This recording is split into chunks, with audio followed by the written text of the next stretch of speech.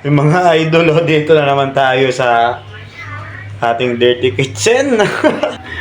Nagluluto tayo ng pakbet sa napakaputi nating kawali. Ayan, another healthy food for lunch, mga idol. Shout out nga pala dyan sa mga tropa ko, nag-chat. Ayan, nag-message. Yung iba nag-video call, hindi ko sinagot kagabi. Kasi nag-payout tayo kahapon kay Lolo Meta. Painom daw, pulutan daw. Pasensya na kayo. Pasensya na kayo, guys. Iba noon, iba din ngayon. Siyempre ngayon, family first muna ngayon. Alam nyo naman, di ba? At saka, kita nyo yung bahay ko, wala pang skim coat yan, wala pang kisame, wala pang tiles. Yung mga bintana ko, wala pang salamin. Kaya, pinag-iipunan yan.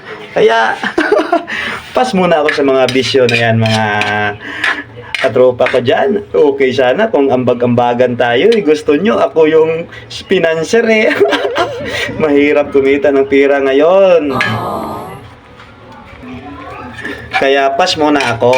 Minsan lang tayo ngayon makapag-jamming o shot o paka-chill once a week lang, okay na.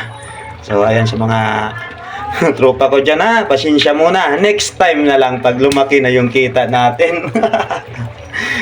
At siyempre, shout out ko na lang din si Ma'am Michelle Sabala. Ma'am, morning, shout out sa iyo.